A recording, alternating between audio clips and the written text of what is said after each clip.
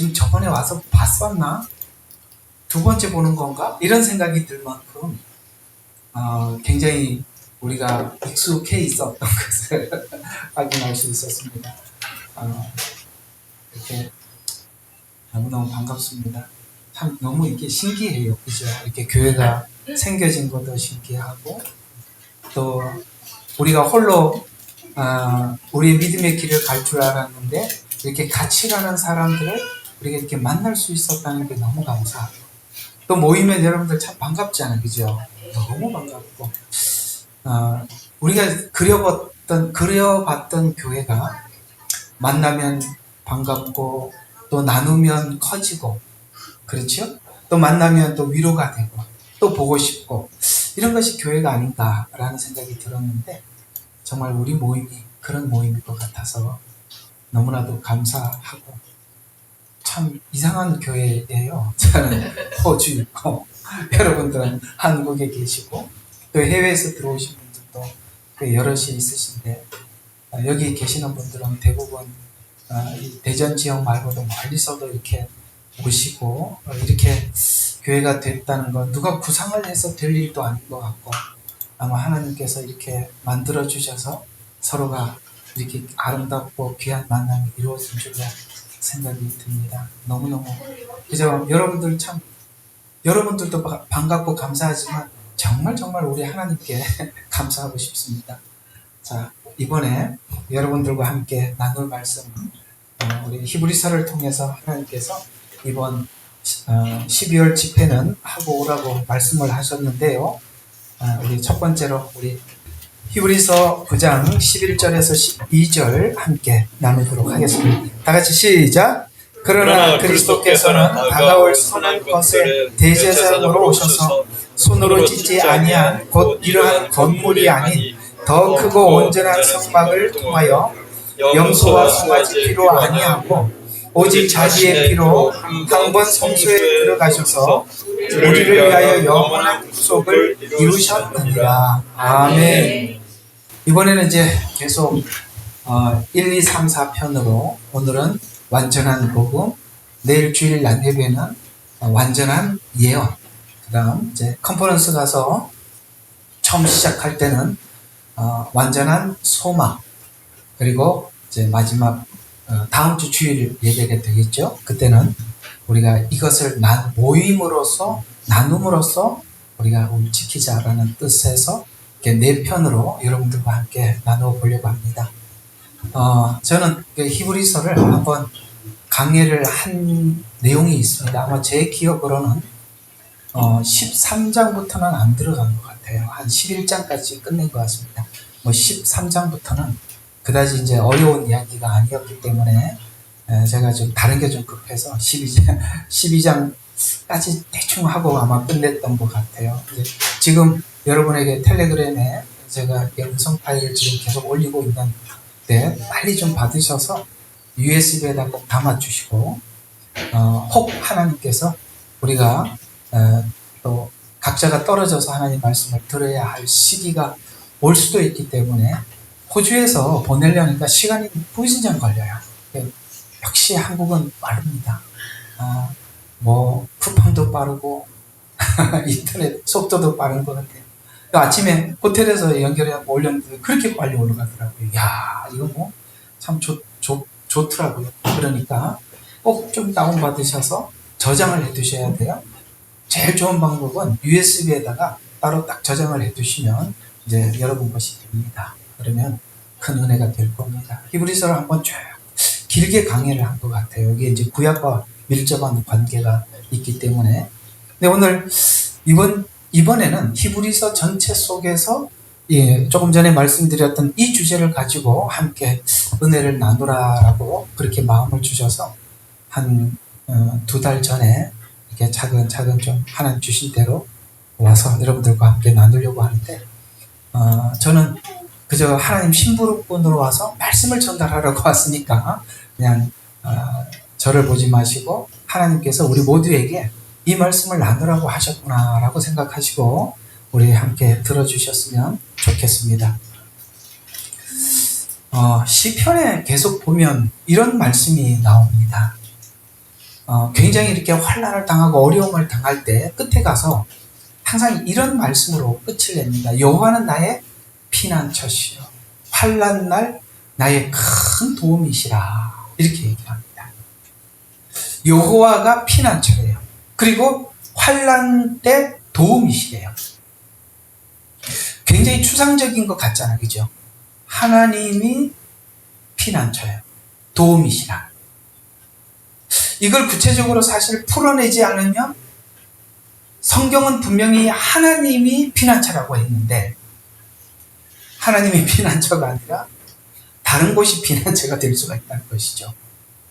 그런 차원에서 오늘 구약에 있었던 수많은 사건들 앞에 하나님은 그 하나님이 정말 피난처라고 말씀하셨는데 오늘 우리는 이 정말 누가 봐도 분명히 이 마지막 시대를 향해서 가고 있고 이제 요즘 참 여러분들이 원치 않는 그 대통령이 아래 살기 쉽지 않죠? 네. 진짜 너무 힘들 것 같아요. 저는 이렇게 그 아래 직접 살지는 않지만 아침에 눈만 뜨면 정말 궁금해요. 도대체 뭘 하시나? 이 사람이 또 뭘 하려고 그러나? 그래서 참 여러분들 생각해 보면 그렇습니다. 이번에는 좀 그런 이야기도 저희들이 실제 먼저 좀 겪었으니까 이런 체제가 어떤 체제입니까? 라는 부분을 제가 중국에서 살았던 이야기를 함께 나누면 여러분들이 미리미리 준비를 하는데 큰 도움이 되리라고 생각을 하고 참 신기해요. 우리가 예레미야 눈물이라는 이 온라인이라는 방식을 통해서 그런 시간이 오기 전에 이렇게 미리 모일 수 있었다는 게, 이렇게 서로 만날 수 있다는 게 이게 뭔가 하나님의 진짜 큰 섭리가 있는 것 같아요. 또 다음 이후에 있을 교회, 진짜 교회들은 좀 다른 형태로 바뀌어질 겁니다. 왜냐하면 제가 중국에서 봤기 때문에 그렇습니다. 그러니까 다른 교회로 형태로 바뀌어지기 전에 그때쯤 돼서 서로 만나려면 너무 어려운 거예요. 근데 지금 하나님께서 그나마 이렇게 모든 것이 개방되고 서로 만날 수 있는 열려있는 이 상태에서 우리가 서로 이렇게 만날 수 있도록 미리 준비를 해두신 것 같아요. 그리고 이제 다음 체제는 어떻게 우리가 교회를 준비해야 되는지 그나마 저희들이 먼저 본 게 있어서 중국 교회는 핍박 가운데 세워진 교회고 그 핍박 아래서 교회가 어떻게 만들어져 가는지를 저희들이 눈으로 봤기 때문에 앞으로 이렇게 되겠구나 하고 딱 구상이 생기더라고요. 그래서 먼저 하나님께서 저희들에게 아마 중국 선교도 있지만 우리 한국의 미래를 위해서 저희들 먼저 한번 눈으로 보게 하시지 않았나 싶은 생각이 듭디다. 참 신기하죠. 전 많이 기대가 돼요. 다음에 또 어떻게 뭘 할까 많이 기대가 되는 우리 예레미야 눈물 교회이기도 합니다. 마지막 때 피난처가 도대체 어디일까? 저 남쪽으로 내려가면 되나? 아니면 저 북쪽으로 가면, 아니면 깊은 산으로 가면 지리산이 좋을까? 그게 아니죠. 복음 안에 완전한 피난처가 있다는 것입니다. 지금 이 히브리서는 이 저자 미상이에요. 왜 저자가 대충 보면은 모든 성경을 쓸 때마다 바울이 이렇게 이야기해요. 나 베드로는 혹은 나 바울은 나 야고보는 이렇게 자기 이름을 밝혔어요. 그런데 신약 성경에 유일하게 저자가 누군지 알 수 없는 성경책이 이 히브리서예요. 왜 히브리서가 내가 누구라고 밝힐 수 없었느냐. 그래서 지금도 이렇게 학자들 사이에 이 문구나 모든 것을 봤을 때 뭐 바울일 것이다 이렇게 주장하는 분들도 있고 아볼로일 것이다 이렇게 얘기하는 분들도 있고 여러 견해들이 있습니다. 근데 누군들 어떻겠습니까? 그게 뭐 굳이 밝히지 않는 거 가지고 그거 가지고 싸울 필요는 없고 아마 누군가가 보냈겠죠. 그런데 지금 이들은 히브리서예요. 그러니까 히브리인들이 그러면 이 유대인들 아니겠어요? 히브리서니까 유대인들이죠.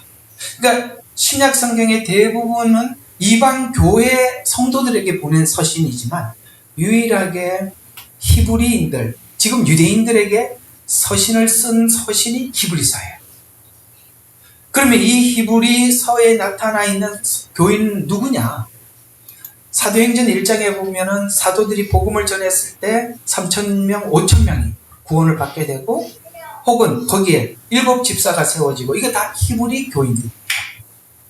그러니까 이들이 하나님 앞에 돌아와서 그때 이제 교회가 세워지자 핍박이 아주 극심했었어요.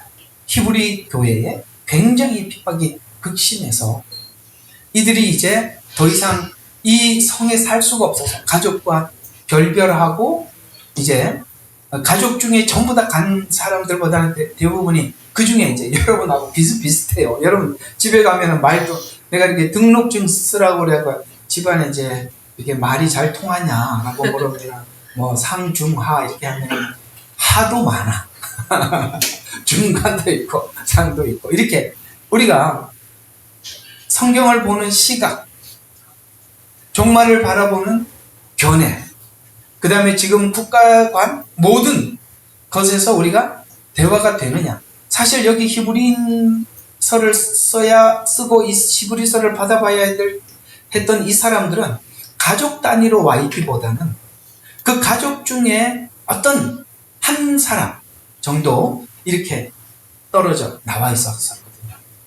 그러다 보니까 이분들은 기본적으로 구약에 대해서 박식한 사람, 원래 유대인들이 구약에 대해서 잘 알지 않습니까?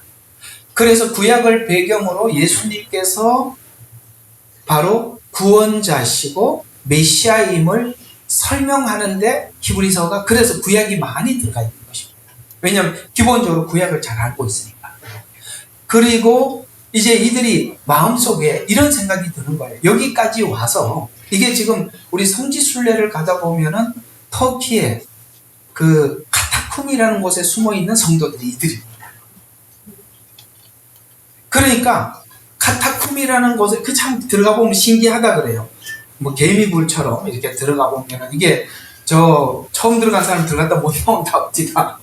그렇게 자기들만. 근데 거기서 한번 생각해요. 거기서 살려 그러면 먹고 그들에서 배변을 해야 하고, 그래도 혹시 거기서 또 뭡니까? 이게 그 안에서 하나님 만나는데 임종하시는 분들도 있을 것이고, 그런데 거기가 이렇게 저기 그 뭐죠? 회, 아시아 석회석 뭐 이런 걸로 돼 있어서 그런 걸 이제 뭐 썩은 것들이 냄새도 안 나고, 하여튼 그 참 신기하다고 합디다. 전 가보지는 못했고 말만 들었어요. 그랬는데 지금 이제 터키 쪽에 그쪽에 보낸 서신 중에 하나거든요.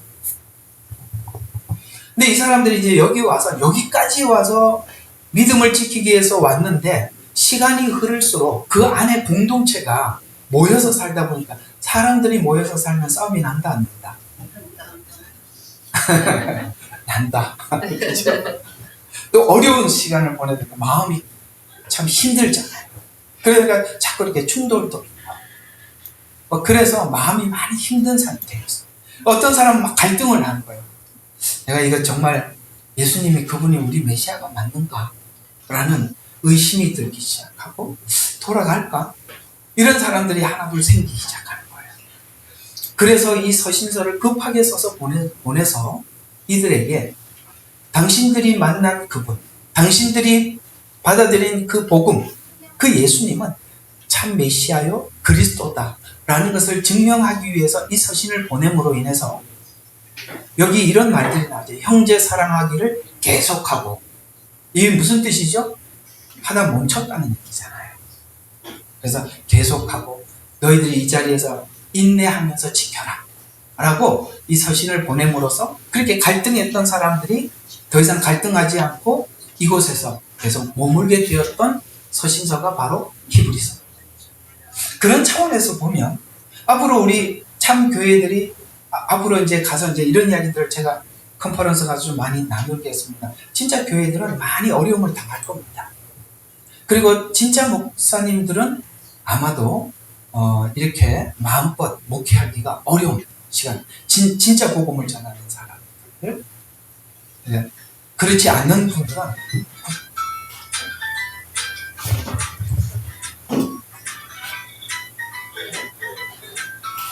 뭐 스팸이라고 나오죠. 네. 여기 와서 저 새로운 전화번호를 받았는데 스팸 전화가 참 많이 오더라고요. 누군지 몰랐어요. 내가 아무것도 안 받았어요. 잘했죠? 그래서 앞으로 이제 이 한국 교회도 그런 어려운 시간들이 진짜 복음대로 믿고 성경대로 믿으려고 하는 사람들은 이것을 설명해주는 목사님들도 이제 사라지게 될 겁니다. 그 다음에 그렇게 여러분들이 이제 어려운 시간이 다가올 겁니다. 그런 것을 우리가 생각을 해서 우리가 이 히브리서의 마음의 갈등을 느끼는 자들에게 보낸 이 서신을 통해서 어떻게 그들의 마음을 붙잡았는지를 히브리서 전체, 그러니까 나중에 히브리서 강의 한 권 올려놓을 테니까 그때 잘 보시고 여기는 좀 중요한 4가지 주제만 가지고 여러분들과 함께 다뤄보려고 합니다. 그래서 오늘 첫 번째 시간으로는 복음이 뭐하다? 완전하다라는 부분을 여러분들과 함께 생각해 보도록 하겠습니다. 자, 여러분, 복음은 완전해서 더 이상 이만희도 필요 없고 문선명이도 필요 없어요. 아멘. 교황도 필요 없어요. 아멘. 여러분들이 믿는 예수 그리스도 한 분이면 족하고 완전합니다. 아멘. 그래서 복음은 정말 완전한 거예요. 자, 예수님의 속죄 사역은 한 번으로 완전해서 어떤 다른 것을 덧붙일 필요가 없어요. 왜 덧붙여야 된다고 생각하냐? 복음에 대해서 모르니까 자꾸 뭔가를 덧붙여야 된다고 생각을 하게 되고 누군가가 나의 부족한 믿음에 대해서 보충을 해줘야 된다고 생각하기 때문에 사람을 따르는 거예요. 여러분은 저를 따라와서도 안 되고 꼭 예수님을 따라가야 하고 아멘. 예수님 따라가는 게 충분합니다. 아무것도 다른 것이 필요한 게 전혀 없다는 것입니다. 이걸 지금 히브리서가 계속 증명해내고 있는 거예요. 완전하다. 그분은 십자가에서 한 번 죽으셔서 완전한 구원을 이루셨고 더 이상 어떤 것도 너희들에게 필요하지 않다라고 우리에게 계속 강조하고 있는 것입니다. 복음의 완전함은 타인을 의지하거나 또 하나 행위를 의존할 필요도 없습니다. 구원받기 위해서 뭘 더 할 필요가 없다는 겁니다. 행위는 우리가 예수님을 영접한 그 열매에서 나타나는 행위일 뿐이시지 구원을 받기 위해서 행위를 더한다면 갈라디아서에서 말씀하신 것처럼 너희가 예수 그리스도께서 눈앞에 죽으신 것이 밝게 보이거늘 누가 너희들을 꾀더냐? 누가 너희에게 행위를 더하라고 하느냐? 만약에 너희가 행위에서 의롭게 되려고 하는 너희는 그리스도께서 끊어지고 아시겠습니까? 은혜에서 떨어진 자라. 여러분 그리스도께 끊어질 때 무슨 구원이 있겠어요? 이럴 만큼 사람을 의존할 필요도 없고 여러분들이 행위에 의존할 필요도 없고 오직 예수 그리스도의 복음 한 번만으로 충분합니다. 그러면 막 살아도 되냐? 아니라고 내가 얼마나 많이 말을 했어요. 그게 더 이상 설명 안 해도 아시겠죠? 막 살아도 되는 게 아니라 주님께 구원을 받은 사람들은 당연히 그리스도께서 살아갔던 그 선한 행위의 삶을 살게 되어 있어요. 그거는 자연스럽게 나타나는 열매이지 그것을 구원을 받기 위해서 행위를 더할 필요는 없다라고 성경은 말씀하고 있습니다. 여러분들의 행위는 그리스도께서 내 마음속에 계셔서 나타나는 자연스러운 열매일 뿐 그것이 천국 가자고 행위를 하는 것은 아니라고 그렇게 갈라디아서가 따로 성경이 기록돼 6장까지 기록할 만큼 기록을 해 두었습니다. 다 파일 올려드릴 테니까 들으세요. 거기 다 나와 있습니다. 자, 그래서 행위에 의존할 필요가 없이 거짓 이단 복음의 자신을 지킬 수 있다고 합니다. 복음의 완전함은 그 완전함 때문에 우리가 어떤 믿음을 가질 수 있냐면은 완전한 믿음을 가질 수 있어요. 복음이 완전하니까 내 믿음이 완전한 거예요. 여러분의 믿음이 완전하기 때문에 복음이 완전한 게 아니에요. 야, 난 참 희한한 게 화면을 켜도 앞에 있어도 없어도 같아요. 나는 처음에 설교를 하는데 아무도 안 보는 앞에서 카메라를 보고 사람들은 많이 그전 이렇게 들어와 있는데 혼자서 떠드니까 참 너무 어색하대요. 지금은 조금 익숙해졌는데 화면 좀 열어주세요. 누가 이렇게 표정을 또 봐야 내가 내 말을 알아듣는구나. 고맙습니다. 자, 여러분 내 믿음이 완전해서 복음이 완전한 게 아니에요. 복음이 완전하기 때문에 내 믿음이 완전한 거예요. 보세요. 하나님께서 아브라함에게 이삭을 드리라고 했어요.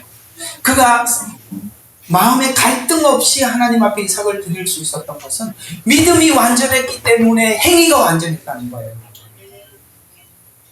하나님이 얼마나 완전하냐. 우리는 모든 것을 다 할 수 있는 거예요. 그게 행위도 필요 없고 사람도 필요 없어요. 복음 그 자체. 예수 그리스도 한 분으로 충분하고 만족한다는 것입니다. 히브리서에는 핍박의 시대에 핍박을 받는 성도들을 염려하며 기록한 성경인데 핍박 시대에 어떤 현상이 있었을까? 자, 성경에 보면 여러 핍박 시대가 있었어요. 애굽이 있었고 바벨론이 있었고 그 다음에 예수님 당시도 있었고 앞으로도 다가올 겁니다. 그러니까 앞에 있었던 수많은 핍박 시대는 마지막 때 핍박 시대를 뭐예요? 예표했던 것이죠. 예표. 그러니까 이 마지막 때 환란이라는 핍박과 환란이라는 것이 갑자기 등장한 것이 아니라 이미 성경 안에는 이런 시대가 있었음을 우리에게 계속 설명하고 있었다. 그걸 다 모아놔 보면 마지막 때 이런 핍박이 있겠구나라고 우리가 알 수 있는 것처럼 말이죠. 그래서 성경에 이제 요한계시록의 뿔 환상이라는 것들이 다 그런 어떤 과거에 있었던 핍박 시대에 있었던 상황들을 말해주는 것입니다. 모르겠거든. 계속 들으시면 돼요. 자, 그래서 애굽 시대에서 핍박받던 이스라엘 백성들은 억압받고 학대를 받을 때 뭘 생각했었죠? 하나님께서 그들을 조상 아브라함에게 했던 약속을 생각했던 거예요. 우리도 앞으로 핍박이 다가오면 올수록 하나님이 우리에게 했던 약속을 되새기는 거예요. 약속. 왜? 세상은 이 세상에 있는 권세자들은 다 지나가는 거예요. 자기가 무슨 하나님입니까? 살아봐야 얼마나 더 살겠어요. 그렇죠? 지금 생각해보면 하나님이 죽음을 주신 게 얼마나 히틀러가 살아있고 스탈린이 지금도 살아있으면 어쩔 뻔했냐. 그죠? 영생했더라고요. 그래서 하나님께서 선악과를 따먹었을 때 뭐라고 말씀하신지 기억하시죠? 이것을 저들이 죄를 짓고 생명나무까지, 그러니까 선악과를 먹고 생명나무 실과를 먹는 순간 영생할까 하노라. 하나님이 걱정합니다. 왜? 인간의 악이 영생과 더해지면 뭐가 되겠어요? 그래서 하나님께서 추방시켜버렸어요. 그게 복이에요. 어떻게 보면 우리가 망각도 복이고 죽음도 복이에요. 우리가 다 기억을 하고 살면 얼마나 힘들겠어요. 우리가 여러분 머릿속에 기억이 남는 게 좋은 일이 기억이 나요? 아니면 남들한테 돈 떼인 거 생각나요? 그죠? 우리는 남인데 피해본 것만 생각하지. 그죠? 네. 내가 남을 괴롭힌 거는 기억도 없어요. 그런 것처럼 인간은 기본적으로 악하기 때문에 선한 것은 볼 줄도 모를 뿐만 아니라 기억도 못하고 항상 자기가 손해보고 자기 당한 것만 기억을 하는 겁니다. 그런 상태에서 사람이 영생을 한다면 상상도 하기 싫은 세상이 되겠죠? 예. 그래서 이들이 억압을 받을 때 뭘 생각했냐면 뭘 생각하는 우리는 지금 아무리 핍박이 다가오더라도 우리는 하나님이 미래에 한 약속이 있으니까 그걸 생각하게 되는 거예요. 세상 사람들은 정말 답답해요. 그러니까 세상 사람들 중에 우리같이 생각하는 사람들 얼마나 답답하겠어요. 그럼 우리에게는 뭐가 있죠? 하나님의 약속이 있잖아요. 그래서 학대를 받을 때 하나님의 약속을 생각하면서 하나님께서 약속하신 대로 아브라함에게 주실 땅을 기대하면서 부르시는 거예요. 근데 저들은 기대가 없어요. 왜? 약속이 없으니까. 근데 우리는 기대할 수 있어요. 약속이 있으니까. 근데 우리에게는 이게 전부잖아요. 아멘 좀 해봐요. 아멘. 아멘 하면서 합시다. 뿐만 아니라 바벨론 포로입니다. 성경을 보면 참 신기한 게 뭐냐면 애굽에서 나온 사건은 이해가 가요. 하나님이 약속하셨고 그렇게 하나님이 출발하죠. 근데 꺼내놓고 왜 다시 집어넣냐 이거야. 어렵나? 다시 꺼내놓고 다시 또 보내. 얘들 포로에서 꺼내놓고 또 포로로 보내. 하나님 어떻게 이럴 수가 있죠?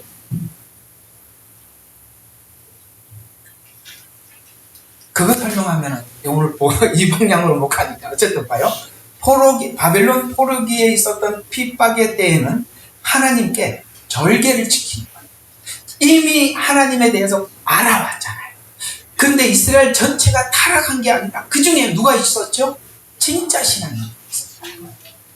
그래서 이 바벨론 포로기에 있던 핍박의 때에는 하나님의 절개를 지키면서 우상에게 무릎을 꿇지 않고 순종으로 무릎 꿇는 기도로 하나님께서 약속한 시간 70년, 여러분 얼마나 감사해요. 하나님이 딱 7년으로 끊었다. 무한정 가면 어쩔 뻔했냐고. 가봐야 7년이야. 근데 전 3년 반은 부흥기야. 그 3년 반이 그겁니다. 얼마나 감사해요. 하나님께서 이스라엘 백성들이 포로기에 얼마나 고통스러웠는지, 야 도대체 우리가 언제까지 이렇게 살아야 되냐 라고 물었을 때 성경을 막 뒤져보니까 예레미야가 미리 다 예언해놨잖아요. 70년이라고. 70년만. 왜 70년인지 아십니까? 한 세대를 없애버린다. 70년이면 한 세대가 없어지잖아요. 그죠? 왜냐하면 그 죄의 세대가 없어집니다. 출애굽도 마찬가지예요. 40년 광야 생활 때 전 세대들이 거의 사라집니다. 이건 뭐냐? 이걸 교리적으로 설명을 하면 옛사람은 죽고 새 사람으로 시작하는 거예요. 이런 뜻이 있어요. 옛세대가 죽고. 우리는 로마서에 보면은 뭐가 있지요? 내 안에 속사람이 있고 겉사람이 있다 그랬잖아요. 그걸 하나님께서 광야에서 없애는 거고 다시 바벨론에서 다시 재정비하는 것입니다. 그런 상황 속에서 누가 있더라? 다니엘이 있었고 다니엘 세 친구가 있더라. 그래서 이런 암울한 시대에 모두가 타락한 것이 아니라 믿음의 길을 가는 하나님의 사람들이 있더라는 거예요. 그래서 어쩌면 이렇게 이 이스라엘 백성들이 포로기에 들어가기 전에 다니엘과 다니엘 세 친구들을 하나님이 준비시키고 무장시켰을 거예요. 그들이 갑자기 그런 신앙의 고백과 믿음의 고백을 갑자기 한 것이 아니라 아마 그들은 하나님께서 엘리야에게 한 말처럼 내가 7천을 남겨두었다고 하신 것처럼 그 7천은 그 당시에 그때 그 상황에서 빛이 났던 것입니다. 그런데 평상시에는 묻혔던 사람들이지만 그러나 그때 빛이 남으로 인해서 수많은 믿음의 이스라엘 백성들이 하나님 앞에 자기 신앙을 돌아보게 하고 각성하게 하고 더 나아가서 느부갓네살 왕에게 다리오 왕에게 이방 왕들이지 않습니까? 그들에게 하나님을 증거했듯이 말이죠. 우리 모두가 한번 하나님 앞에 미리 준비를 시키는데 도대체 무엇 때문인가를 우리가 한번 생각해 볼 필요가 있습니다. 그러면 또 여러분들 난 불 속에 들어갈 자신 없어요. 그렇게 말할지 몰라도 그때 되면 들어갈 용기도 주십니다. 아멘.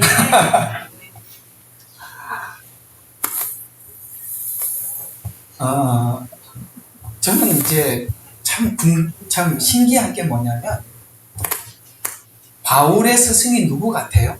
바울의 스승 스데반입니다. 바울이 누구를 모델로 삼았냐면 스데반을 모델로 삼은 거예요. 그는 순교의 정신이에요. 끊임없이 정말 순교의 정신을 가지고 복음을 전하는 바울을 누가 말릴 사람이 아무도 없어요. 그는 이렇게 고백하지 않습니까? 나 지금 천국 가서 하나님하고 같이 사는 거 더 좋아. 근데 하나님이 나한테 남겨둔 건 너희들에게 유익하니까 하나님 나를 남겨둔 거. 그러나 난 지금도 주님 만나고 싶어. 왜요? 스데반이 죽을 때 그 얼굴이 천사와 같은 걸 봤고 돌에 맞아 죽는데 누가 얼굴이 일그러져야 되는데 어쩌면 그렇게 천사의 얼굴 같은지 돌에 맞아 죽으면 저놈들 죽일 놈들이라고 하나님이 계시면 천벌을 내려달라고 그럴 텐데 뭐라고 외쳤죠? 아버지요 저들을 용서해달라고. 이게 인간이 불가능한 일인데 그는 하나님을 믿고 예수님을 믿는 자가 그렇게 된다는 것을 보고 그는 그런 스데반 정신으로 마지막까지 복음을 전했던 것입니다.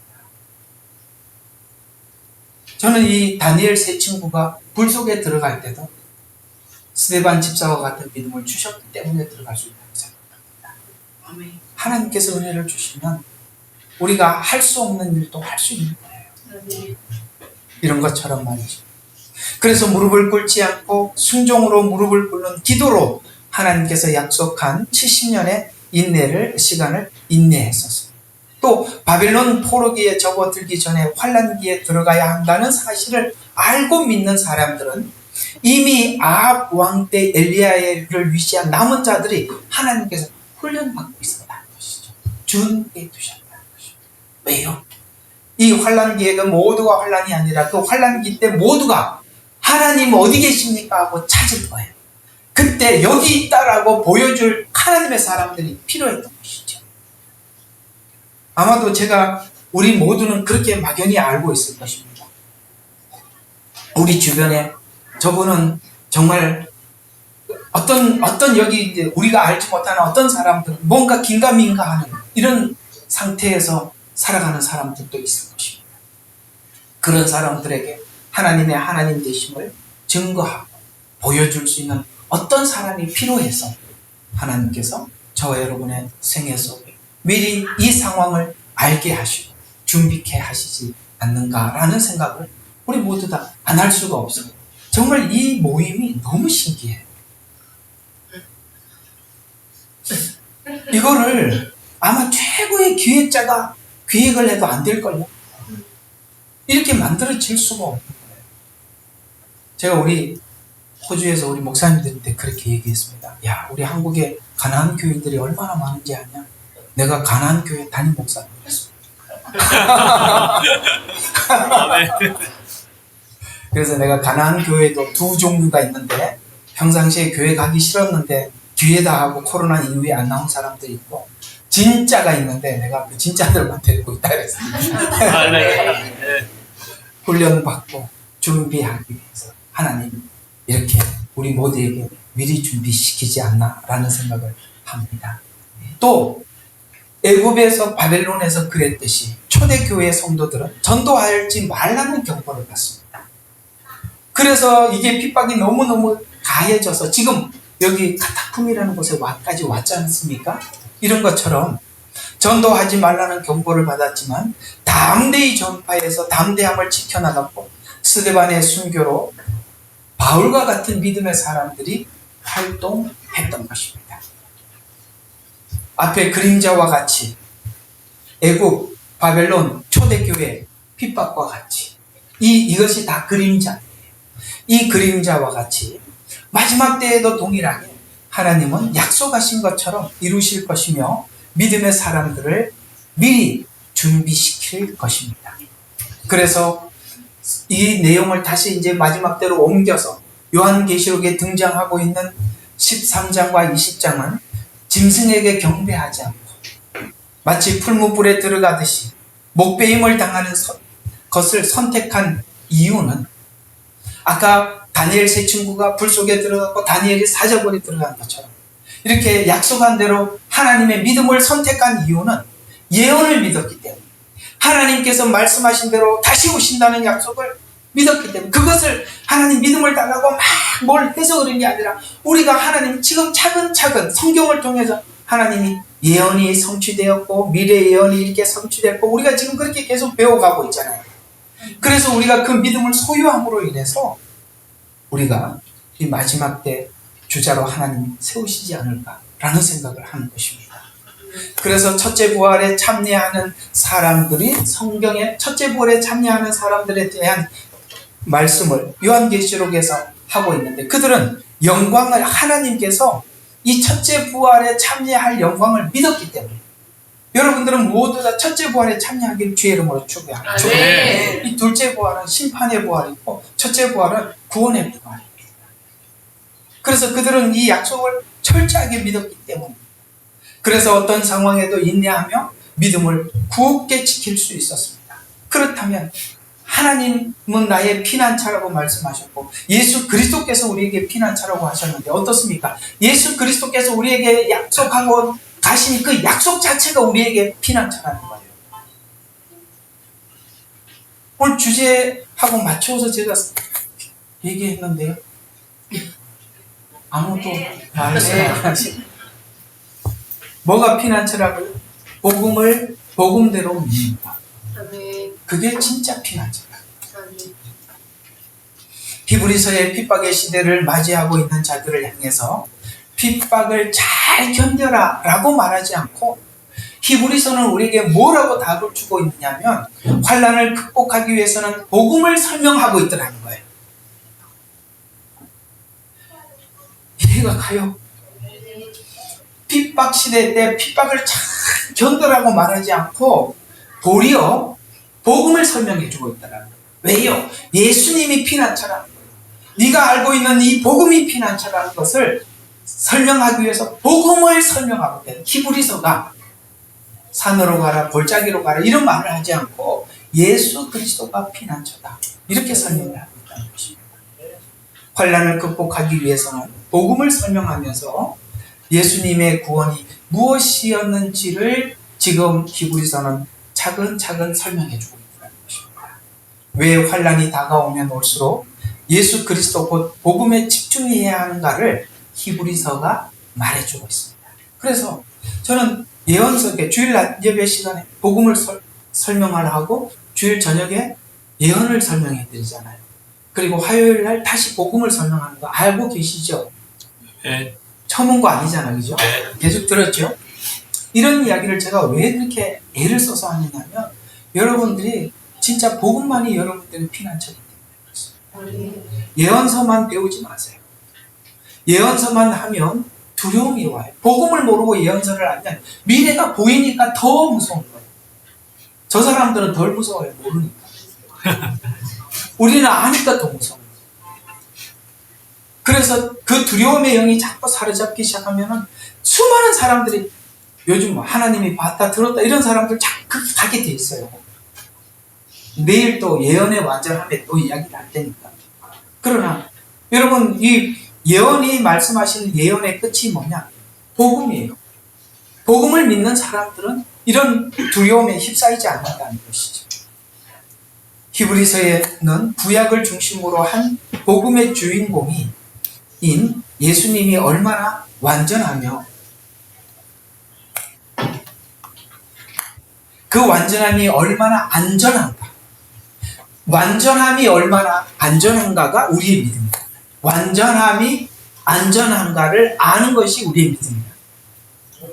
그리고 가치 있는가를 설명해 줌으로써 성도 스스로가 복음을 통해서 각자가 확신 있는 믿음을 가지는 것만이, 그 완전한 복음을 알고 그 확신 있는 믿음을 가지는 것만이 환난의 시간을 인내로 극복할 수 있음을 말해주려고 이렇게 복음에 관해서 썼답니다. 여러분, 저는 이제 그 설교자로서 신약을 보면서 여러분 성경마다 어떤 특징이 있어요. 그 각 권마다. 그죠? 예를 들어서 에베소서 골로새서 하면 무슨 론? 교회론이라고 하잖아요.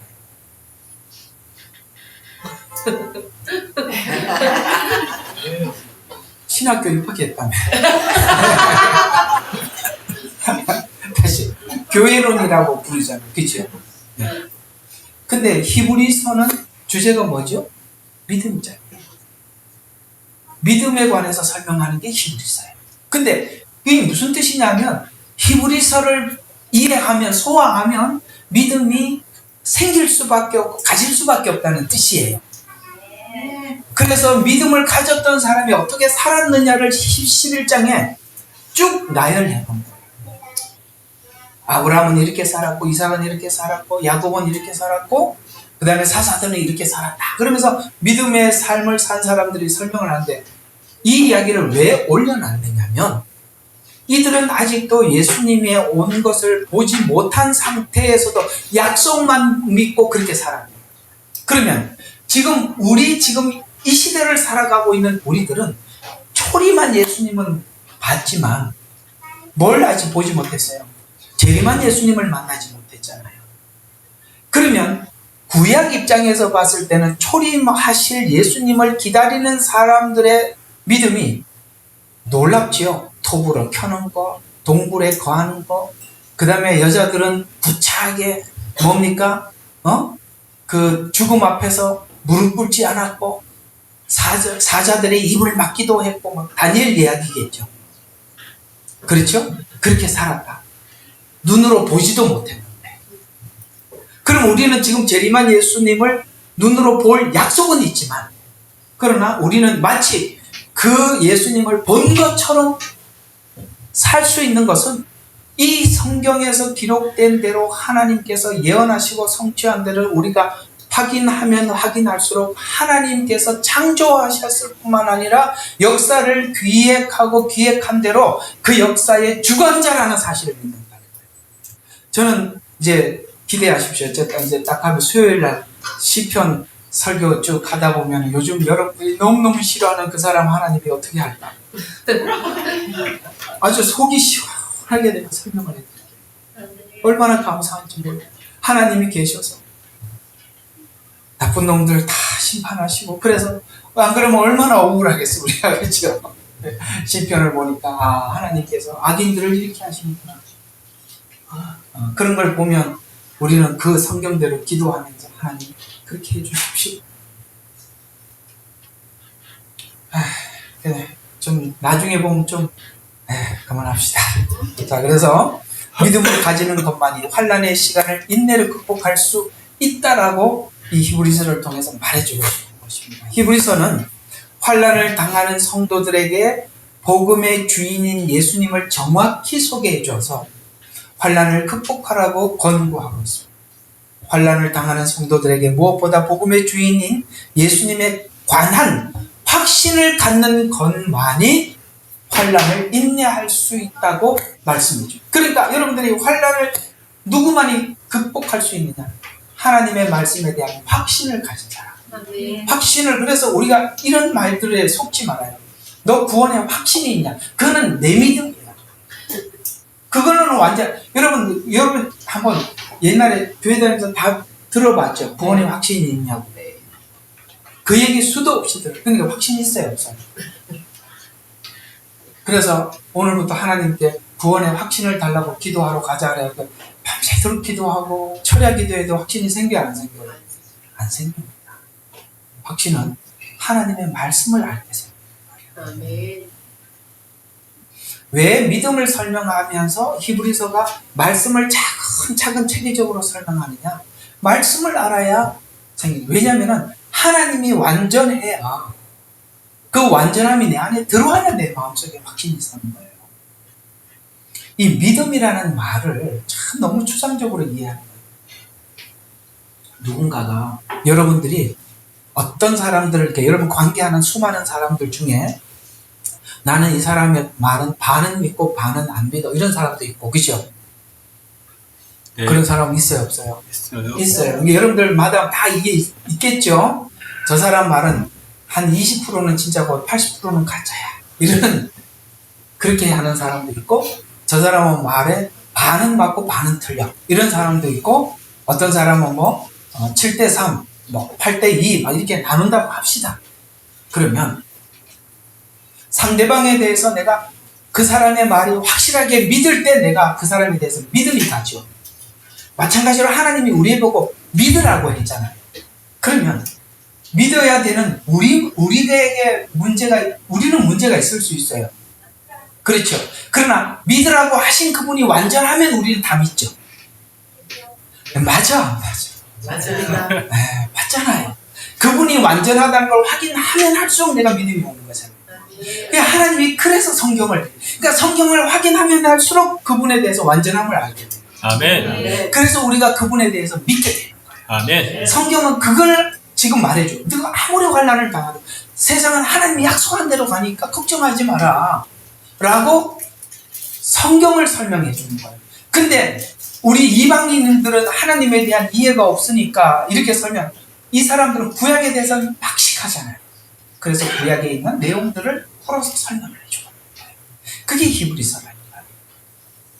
우리가 마지막 때 무엇이 피난처라고요? 하나님의 말씀에 대해서 확신을 가질 때 우리가 확신을 가지게 된다. 그래서 복음이 얼마나 완전한가를 우리가 늘 증명하고 확인할 때 여러분에게는 믿음은 따라올 것입니다. 그럼 히브리서는 이런 관점에서 예수님을 어떻게 소개하고 있느냐 하면은 성경의 약속의 구원자는 예수님이시다라고 말씀하시는데, 예수님은 약속을 다 이루고 가셨음을 믿으라. 뭐라고요? 예수님께서 약속을 다 이루고 가신 주님이라는 것을 믿으라는 거예요. 자, 히브리서 1장 1절과 3절. 처음에 히브리서 기자가 펜을 들고 기록하면서 이렇게 시작하고 있습니다. 자, 우리 같이 한번 읽어봅시다. 시작. 옛적에 여러 모양으로 선지자를 통해 말씀하셨던 하나님이 마지막 날에 아들로 말씀했다. 여기까지만. 저는 줄여놨습니다. 이 내용 길어서. 자, 이게 무슨 말? 옛적에 여러 모양으로. 여러 모양. 이게 뭐죠? 지금 그 여러 모양을 공부하고 있는 게 화요일날 성경 공부예요. 성막, 절기, 제도, 인물 이런 것들이 여러 모양으로 하나님이 예수님에 관해서 설명을 했었다. 그 다음에 또 선지자들을 통해서 말했다는 말은 예언서예요. 그러니까 구약에 있는 전체 내용이 누구라고요? 영생에 관한 이야기가 아니라 예수님에 관한 이야기. 아멘. 지금 이스라엘 백성들이 예수님이 왔을 때 왜 몰라봤죠? 구약을 통해서 영생을 찾으려고 했기 때문에. 아니에요. 구약의 이야기는 영생에 관한 이야기가 아니라 예수님에 관한 이야기였어요.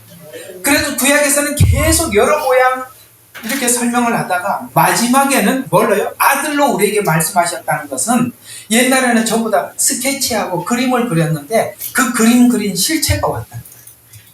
우리로 말하면은 이렇게 생각하면 되겠죠. 지금까지 계속 사진으로 봤다가 진짜가 왔어.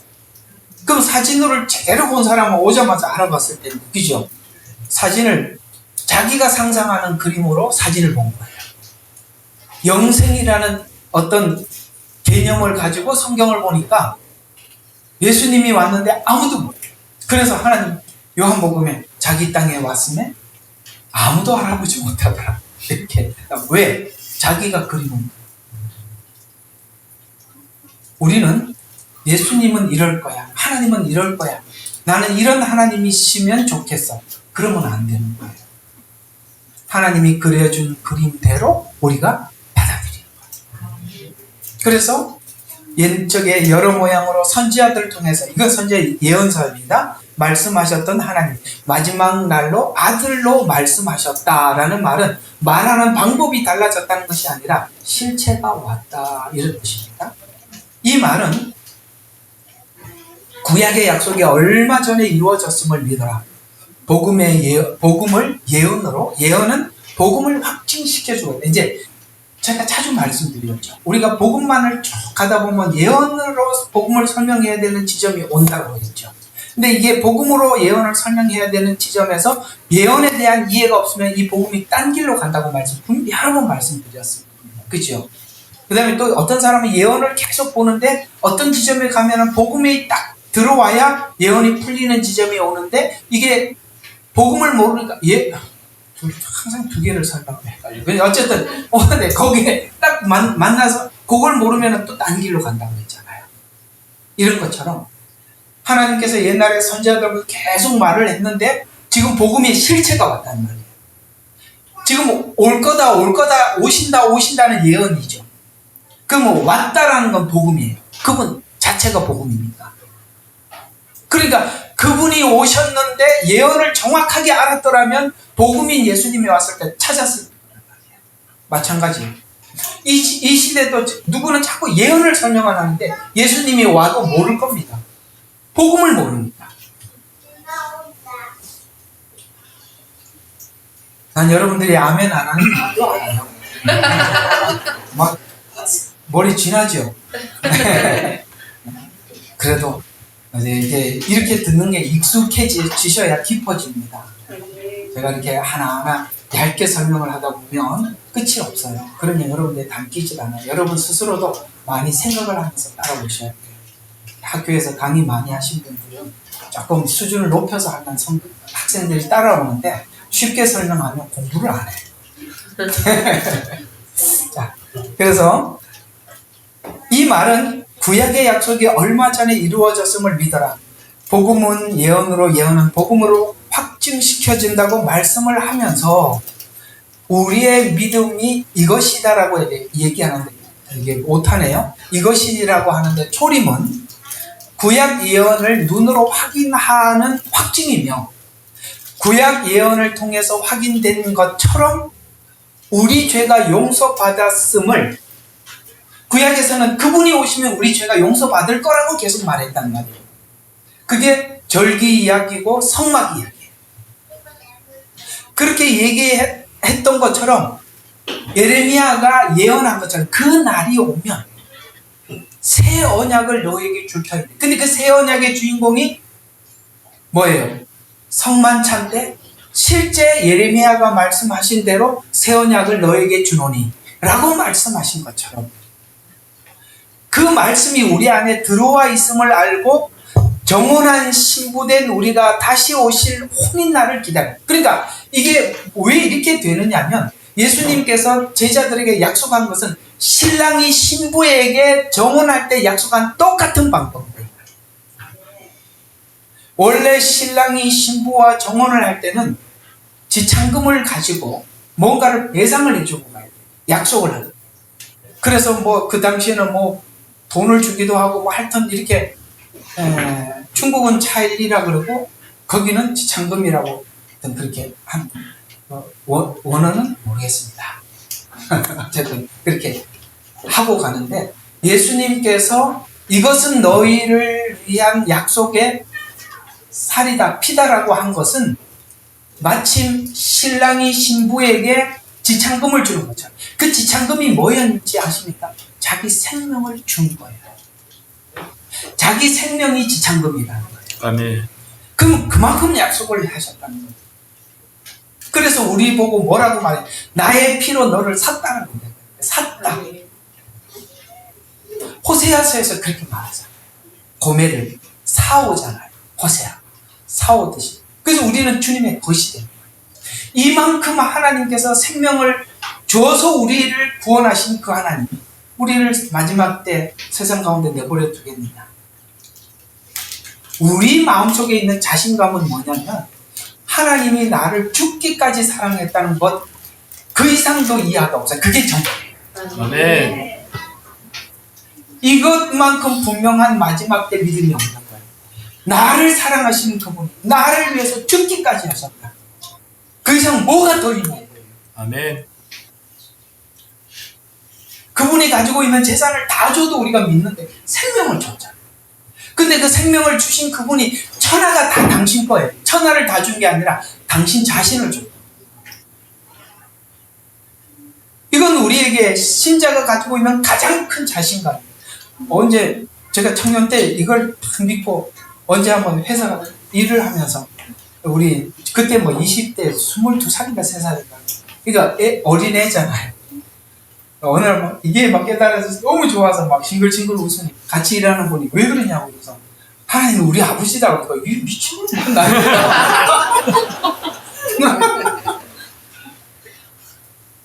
네 애비는 집에 있잖아.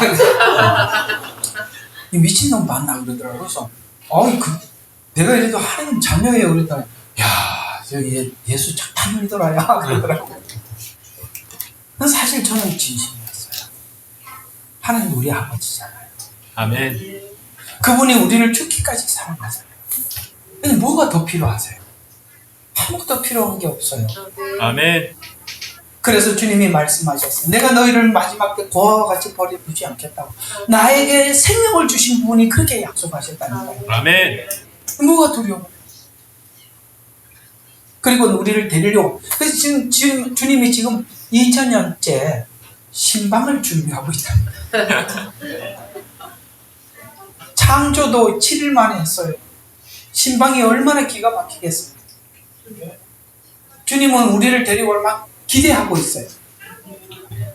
신부도 같이 흥분해야지.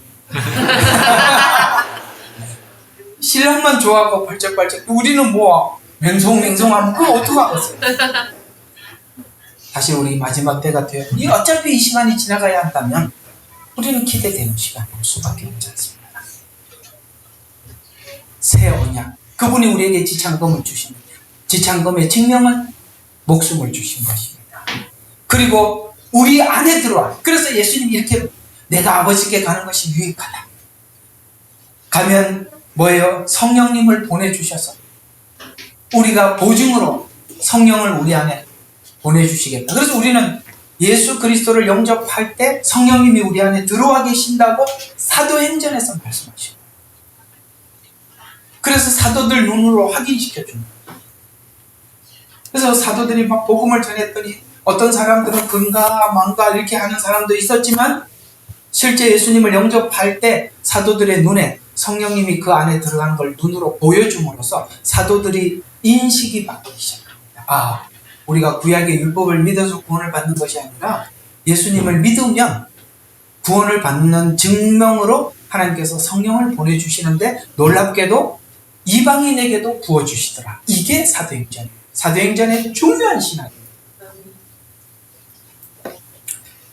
우리는 이게 성령님이 우리 안에 계시고 성령님이 계시기 때문에 이 시대를 알게 해주신 거고, 성령님이 우리 안에 계셨기 때문에 오늘 우리를 이 발걸음을 이렇게 인도하신 거예요. 우리 모든 이 모임은 분명히 성령님의 인도함을 받은 자리입니다.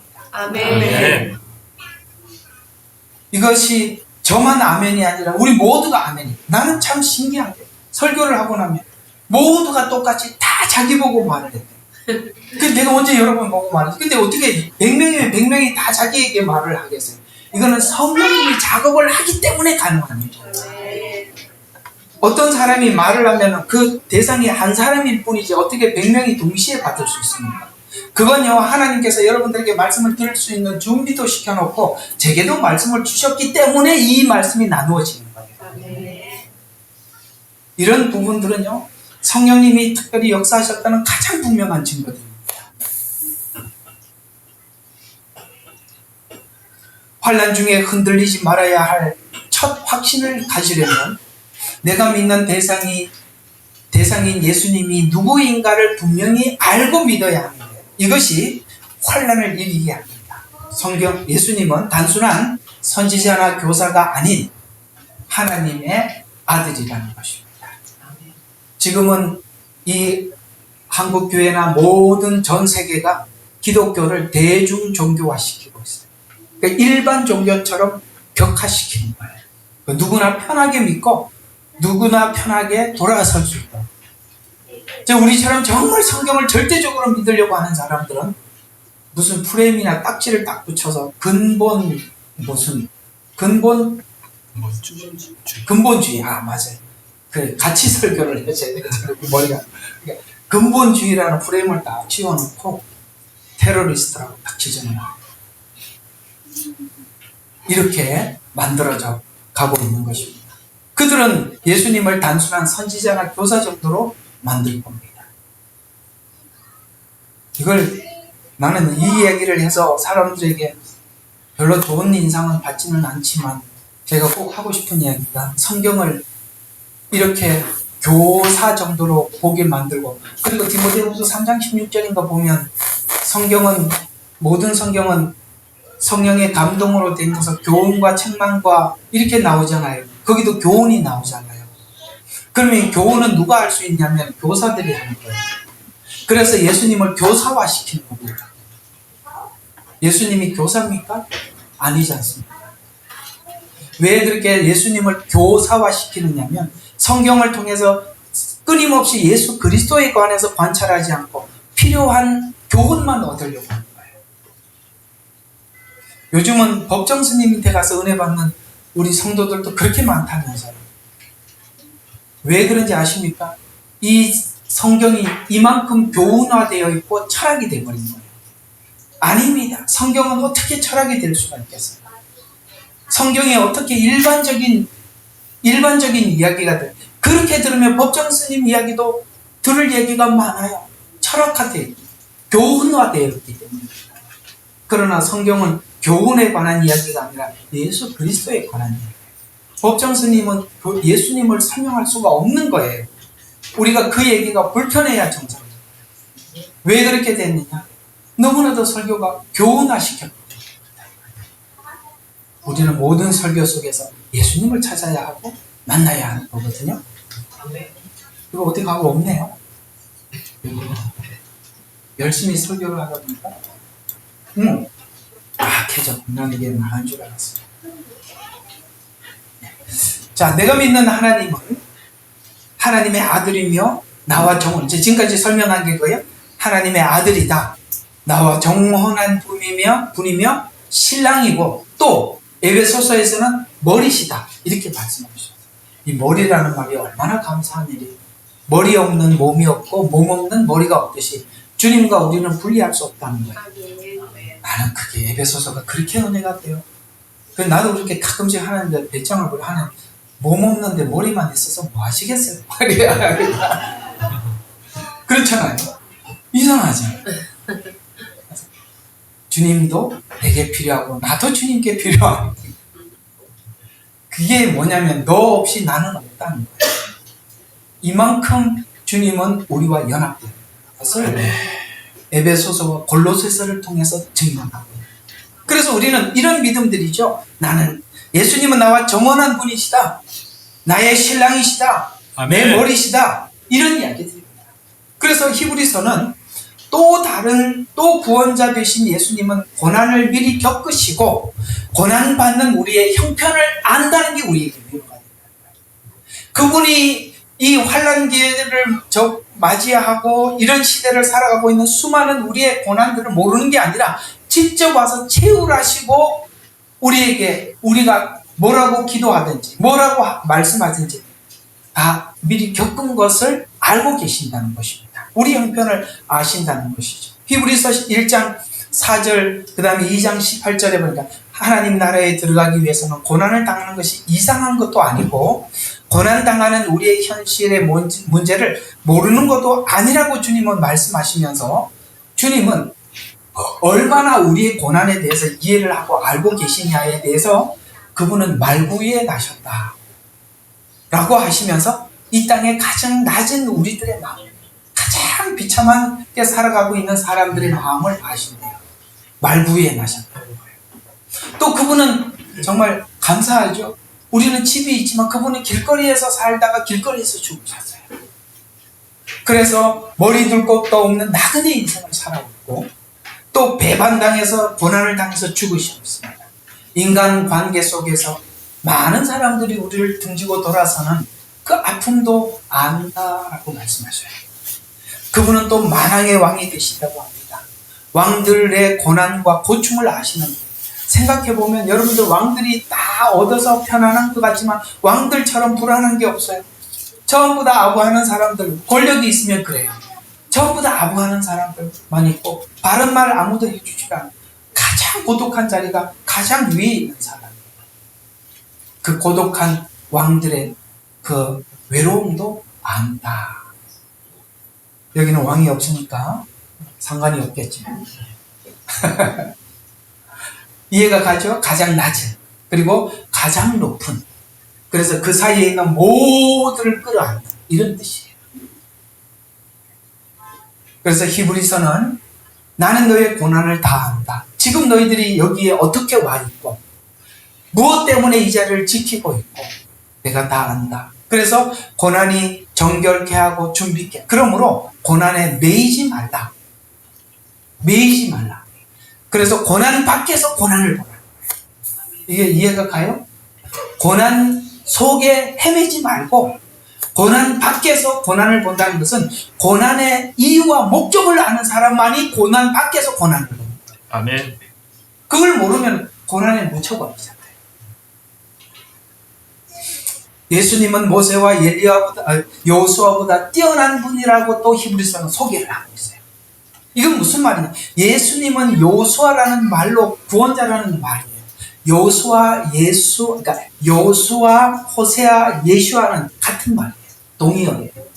그럼 예수님이 누구시냐? 예수라는 말이 무슨 말이냐를 여호수아가 했던 사역, 호세아가 했던 사역을 보면은 예수라는 말이 무슨 말인지 풀어진다는 뜻이거든요.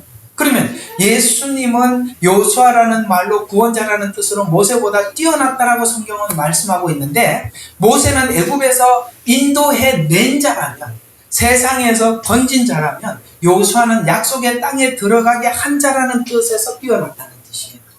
그래서 모세는 애굽에서 건지는 역할을 했지만 여호수아는 하나님의 약속의 땅에 들어가게 했잖아요.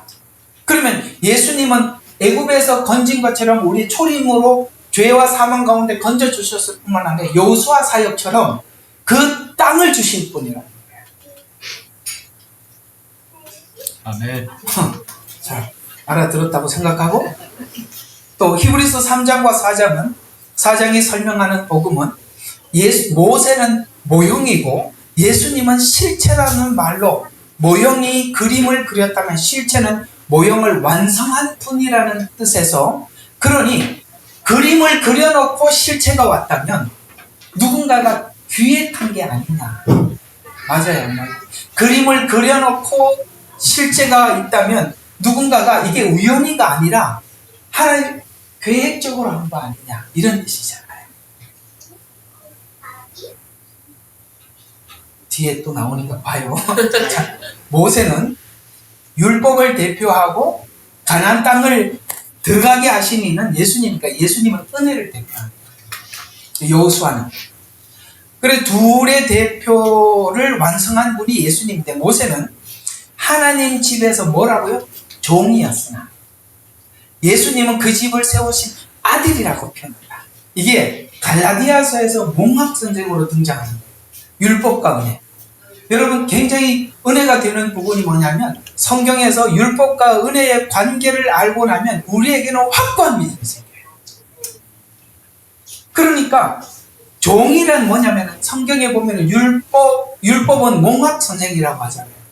그 몽학 선생이 뭐죠? 그 당시 이스라엘에게는 청지기 중에 똑똑한 사람을, 자기 아들을 교육시키는 선생으로 임명을 해줘. 그래서 아이가 초등학교 입학하기 전까지 가르쳐 주는데, 그 아이가 초등학교 입학하자마자 신분이 뒤바뀌어. 그 전까지는 선생님이고 선생님 하다가 아이가 초등학교 입학하자마자 이 종아 이렇게 되는 거야. 이런 것처럼 모세는 종인데 여호수아는 은혜. 그래서 모세는 하나님의 집의 신실한 종으로서 하나님의 일을 이렇게 쭉 하다가, 예수님은 그 집을 세우신 아들이라고 설명을 한다는 것은, 모세는 그림을 그려줬고 그 그림의 완성자인 예수님은 그 모세가 그래서 예수님이 이렇게 말씀하신 거예요. 너희가 모세를 알았더라면 나를 알았고, 이렇게 표현한 거예요. 이 모세가 한 말이 네가 뭔지 몰랐다는 것이죠. 다른 말로 네가 율법을 알았다면 은혜를 저절로 알았을 텐데, 이런 말도 되는 것입니다. 제 설교 계속 들으면 다 무슨 말인지 알아요. 이번에 올려드릴 테니까 많이 좀 들어보세요. 이런 이야기들 너무너무 많이 설명해봤습니다. 예수님께서 주신 복음의 안식을 확보한 자로서 안심해라는 거예요. 그 복음을 가진 자로서 안심해라고 전달하는 게, 즉 환난을 견디는 길은 예수님 안에서 영원한 안식을 확신하고 믿음으로 순종하는 것이라고 말씀하시면서, 복음의 확신을 대제사장으로서 더 나은 언약의 중보자, 곧 히브리서 5장부터 10장은 아론 계통의 제사장들은 반복적으로 제사를 드렸지만, 또 여기 보면 히브리서가 자꾸 예수님을 제사장 이렇게 표현을 하거든요. 그래서 드렸지만 예수님은 단번에 자기 피로 속죄를 드렸대요. 자, 이게 무슨 뜻이냐면 보세요. 예수님은 제사장이에요. 근데 구약 제사를 보면 제사장이 짐승을 잡아서 피를 가지고 하나님 앞에 나갔는데, 그러면 제사장이 하는 역할은 죽은 짐승의 피를 가지고 하나님 앞에 나가는 그 일만 했지, 제사장 자신이 피가 될 수는 없잖아요. 그런데 예수님은 자기 피를 가지고 제사장이 됐다. 이게 말이 돼요? 그럼 뭐 자기 피를 좀 뽑아가지고 갔나? 이 이야기가 아니라, 예수님은 하나님 앞에 제물이면서도 뭐예요? 우리의 중보자가 된다는 거예요. 히브리서 제가 구약 설명하면서 많이 했을 겁니다. 예수님은 뭐라고요?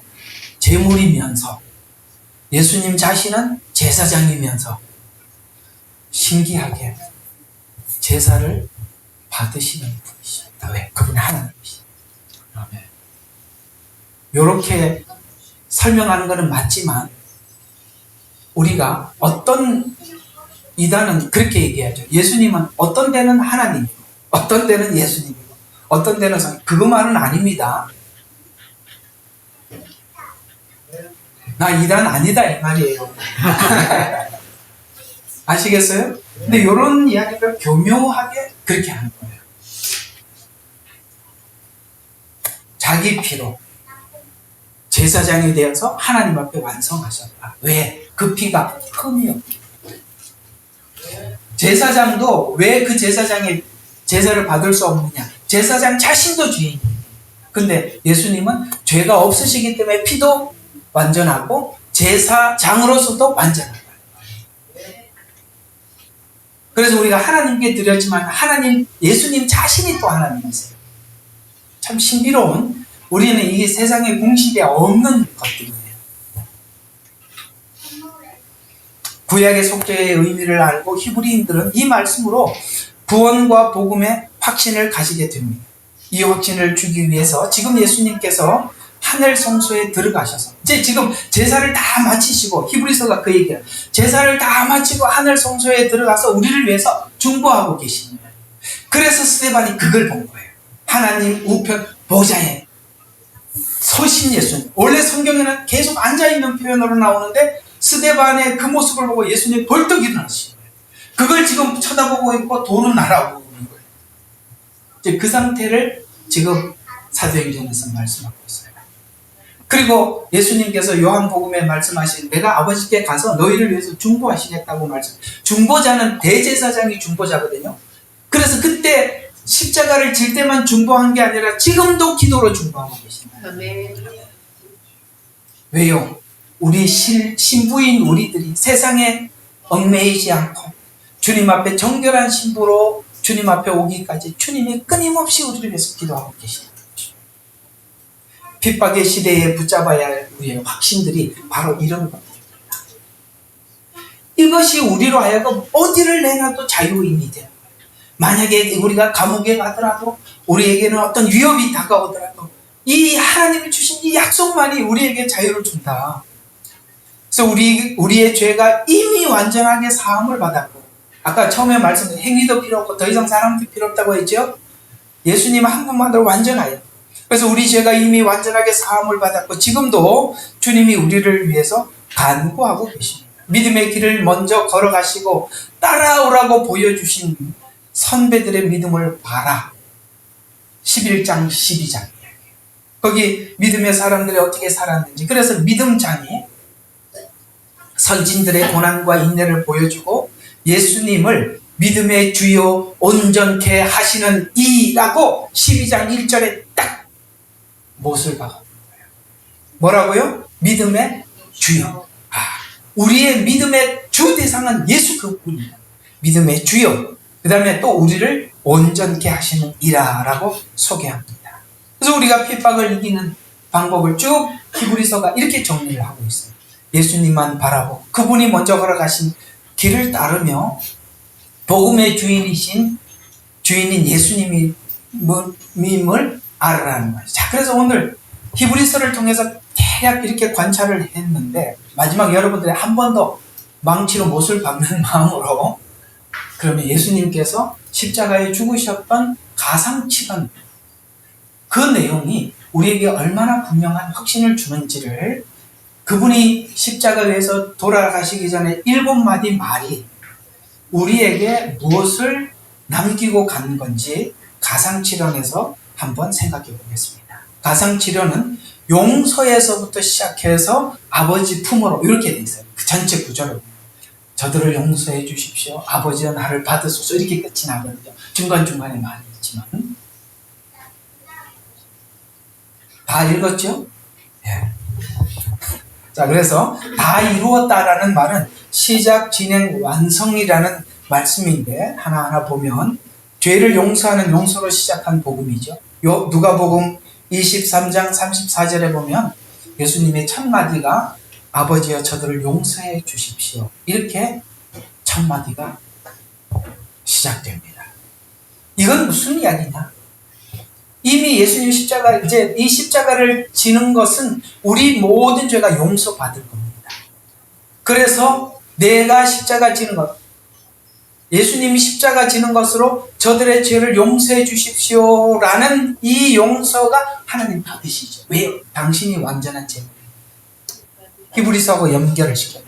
그래서 그 말을 괜히 한 것이 아니라 실제 아버지여 저들의 죄를 용서. 예수님의 오심은 죄를 용서하기 위함입니다. 우리 믿는 신자들의 확신은 용서받은 죄인이라는 것에서 우리는 확신하는 겁니다. 물론 우리는 죄인, 반복해서 그래서 누가 이렇게 반복해서 회개하는 것이 옳으냐 다르냐, 당연히 맞지요. 왜 맞느냐면 우리가 자꾸 또 이렇게 배우신 분들도 한 번 하나님 앞에 용서해달라고 했는데 뭘 계속 용서해달라고 하면 참 웃기는. 근데 한번 물어봅시다. 용서받고 하나님 앞에 회개한 거 다 고치고 살아요? 그럼 안 해도 돼. 근데 하잖아요. 이게 제가 여러분들에게 말씀드리는 소재에 가루를 빻아서 체에 걸러내보면 나는 됐다고 생각하는데 하나님이 테스트해 보니까 걸려 있는 거예요. 그래서 또 회개하고 다시 절구에 들어가서 또 빻아야 돼요. 그래서 대략 그 당시에 이스라엘 백성들이 그게 완전한 가루가 체에 다 빠져나오기까지 7번 나왔대요. 그러니까 회개하고 또 회개하는 것이 정상이다, 비정상이다? 정상이죠.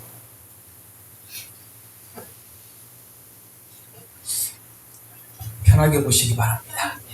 자, 그래서 예수님의 오심은 죄를 용서하기 위함입니다. 그래서 신자의 확신은 용서받은 죄인이라는 것에서 확신이 있어요. 나는 비록 지금 죄 가운데 거하나 하나님 앞에 용서받은 자이다.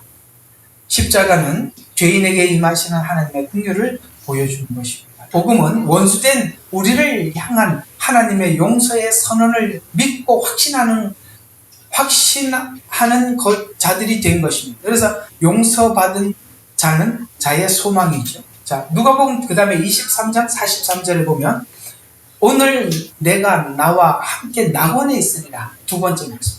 용서받은 자에게 주어지는 약속이 낙원에 있으리라는 거죠.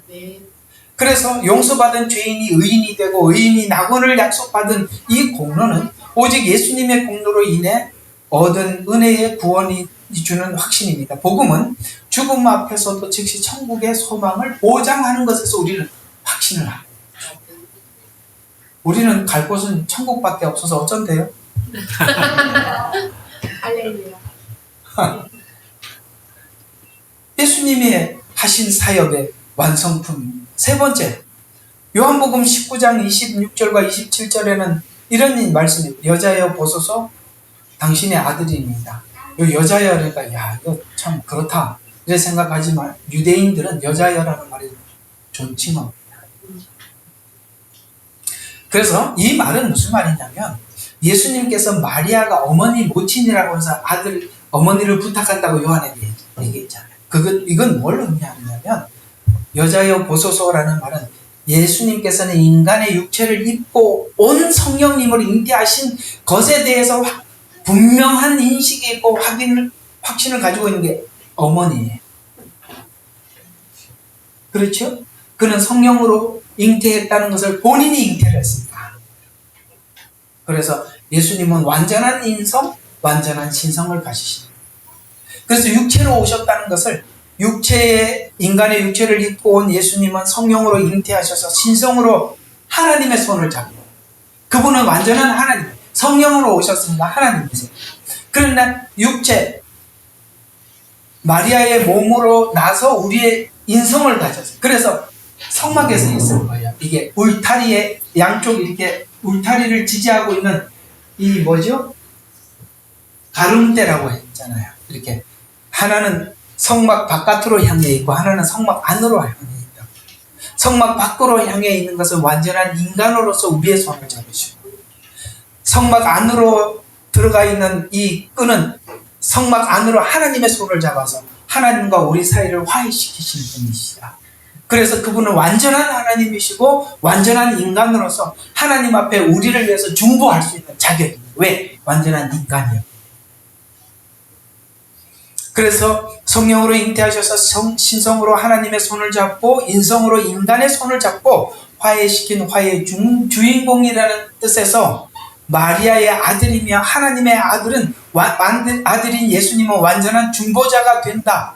이게 성막의 울타리 끈을 통해서 여러분들에게 설명했던 기억이 있습니다. 또 그 다음은 예수님이 이렇게 말씀하셨어요. 마태복음 27장 46절 엘리 엘리 라마 사박다니, 유명한 말이 아람어죠.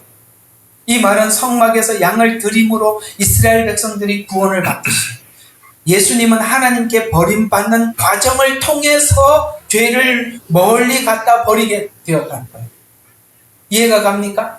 이제는 하나님이 보실 때 예수님의 십자가의 죽음은 죄 없는 분이 죽은 게 아니라 온 인류의 죄가 예수님께 다 덮어. 마치 성막 우리 했잖아요. 양을 하나님 앞에 드리기 전에 뭐 한다 그랬어요? 거기다가 양을 가지고 제사장에게 드리기 전에 귀에다 대고 자기가 죄 지은 것 양인데 다 말해요. 그러면 양이 뜨고 너는 나쁜 놈이네.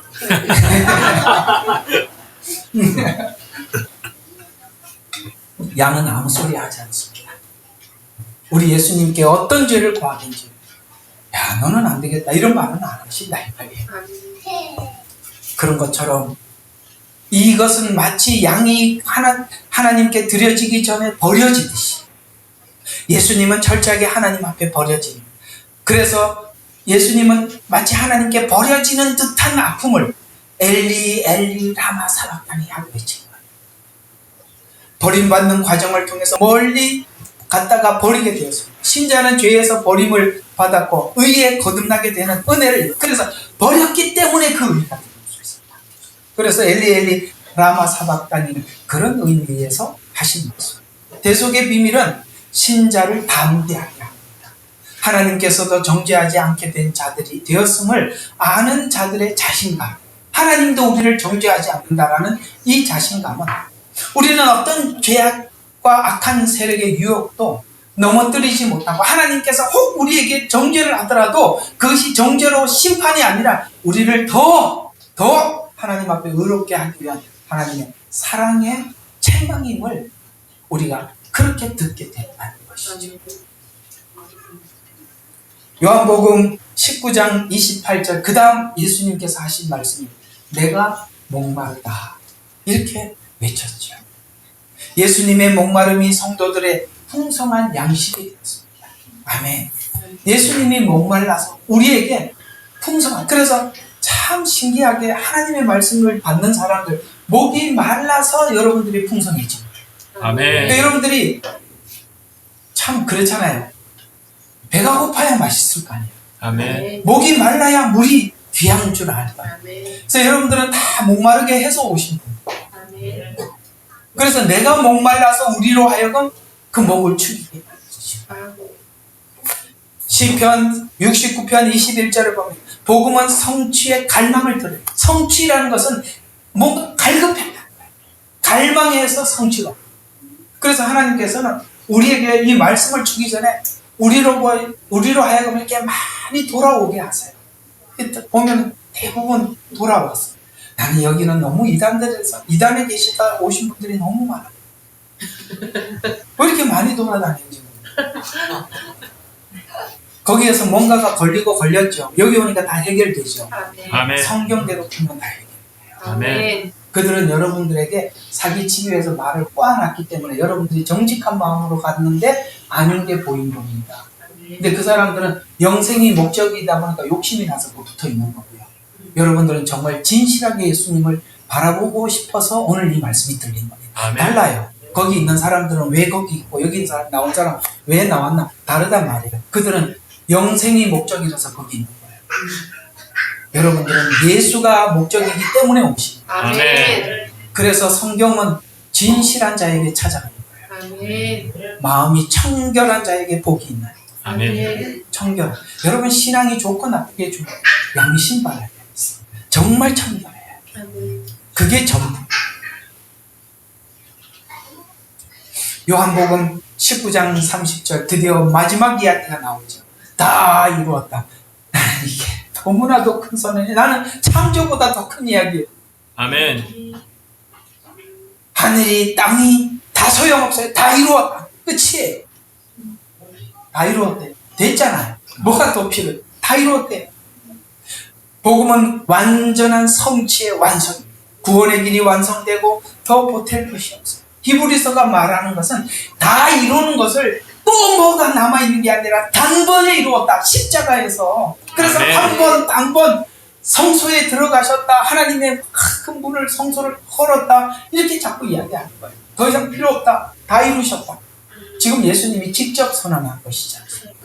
바로 이 선언에 담겨 있습니다. 그리고 가장 마지막에 이제 아버지께 뭐라고 외쳤습니까? 아버지의 내 영혼을 아버지 손에 부탁하나이다. 복음은 뭘 이야기하느냐? 예수님 죽음 이후에 하나님께서 얘기하신 안전한, 완전한 안식과 확신합니다. 이제 우리는 세상 살면서 나그네 길을 걸으면서 고생하겠지만 거기 가면 쉴 거예요. 거기만 영원히 쉴 겁니다. 마지막 순간에도 하나님께 모든 것을 의탁하신 주님은, 복음은 성도들에게 죽음을 넘어서 하나님 품의 안식임을 우리에게 말씀해 주면서, 주님께서 말씀해 내가 간 곳에 너희도 있게 하리라 라는 약속에 대해서 우리도 오늘 주님께서 영원한 안식을 얻은 것처럼 우리에게도 그 안식의 약속이 있음을, 그래서 히브리서가 안식의 약속이 남아있다. 남아있다. 지금은 안식은 아니지만 그건 약속으로 남아있다. 이렇게 말씀하신 거죠. 결론입니다. 진짜 빨리 왔습니다. 자, 결론입니다. 자, 복음의 확신은 우리 마지막 때를 기쁨으로 소망으로 기다리게 합니다. 복음을 모르면 우리가 자꾸 예언에 매달리게 돼요. 예언에 매달리면 자꾸 상황을 분석해요. 왜냐면은 이렇게 예언을 설명하시는 분들 마음속에 어떤 부담이 있냐면, 사람들이 그 시기가 언제쯤이에요? 그러니까 시간에 대한 질문을 갖고 있다는 걸 다 알고 있습니다. 예언서를 풀고 계시록만 설명. 그러다 보면 이걸 언제 꺼내놓을까 미적 이래 저리 끌고 하다가 더 이상 이제 미룰 수가 없으면은 대충 뭐 갖다 붙여서 이렇게 해서 조금 더 뜯어먹고 이렇게 하는 거예요. 진짜 나쁜 놈들. 그런 거예요. 우리가 복음을 모르면 예언에 매달리는 것이 함정이 될 수 있다는 것을 마음에 새겨두시기를 진심으로 부탁을 드립니다. 아멘. 그래서 복음을 모르면 예언에 매달리게 되고, 예언에 매달리면 상황만 분석하게 돼요. 상황을 분석하게 되면 이 상황들이 우리에게 자유를 주는 게 아니라 자꾸 두려움으로 찾아오는 거예요. 점점 위험해지는구나. 더 살벌해져 가는구나. 점점 재림 예수가 나타났구나. 뭐 이런 게 점점 무서운 거예요.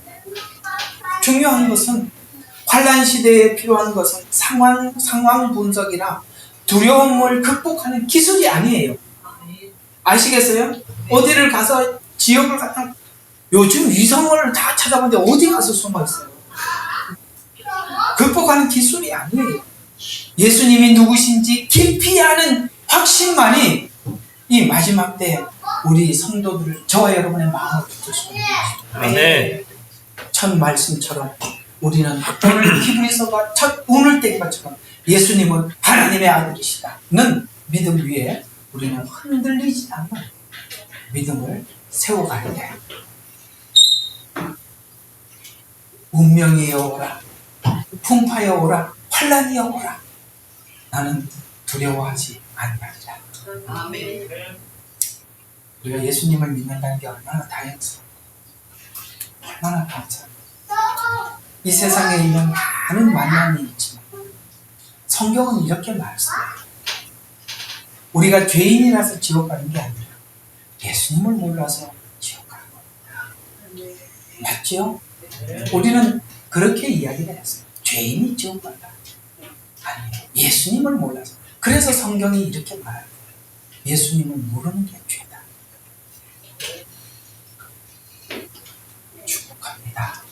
아멘. 주님을 만나게 된 것 감사합니다. 이 마지막 때 복음으로 단단히 다지셔서 우리의 믿음을 하나님 앞에 견고하게 하시기를 축원하고, 내일 완전한 예언, 그 다음 완전한 소망, 그 마지막까지 시리즈로 4편을 여러분들이 잘 소화하시길 주님을 축원하면서 기도하고 좀 시간이 많이 흘러서 마치도록 하겠습니다. 하나님 아버지, 오늘은 예수님이 얼마나 완전한지, 그래서 복음이 얼마나 완전한지, 우리가 믿는 믿음에 어떤 인물도 사람도 도움이 될 필요가 없고 우리 행위도 도움이 될 필요가 없을 만큼 완전함을 저희들이 첫 시간에 오늘 뗐습니다. 주여, 우리에게 이제 예수 그리스도로 말미암아 즐거워하는 인생을 살게 하시고 두려워하지 않게 하옵소서. 더욱더 이 마지막 때가 될수록 우리가 복음에 관해서, 더욱더 예수님에 관해서 알아갈 수 있는 지혜를 열어 주시옵소서. 예수 그리스도의 이름으로 기도드렸습니다. 아멘. 우리는 역사상 가장 중요한 시점을 지나고 있습니다. 하나님께서는 하나님의 일을 하시기 전에 사람을 준비시키셨음을 우리가 알고 있습니다. 하나님 말씀은 마지막 때에 대추수, 대부흥의 때가 있다고 분명히 예언하고 있습니다. 아멘. 하나님의 말씀이 그대로 성취될 것을 믿습니다. 예레미야 눈물은 잠자는 교회와 영혼을 깨우기 위해 노력하고 있습니다. 이 가슴 뛰는 일에 함께 하길 원하시는 분은 카카오 채널로 연락 주시기 바랍니다. 당신은 위대한 하나님의 사람입니다.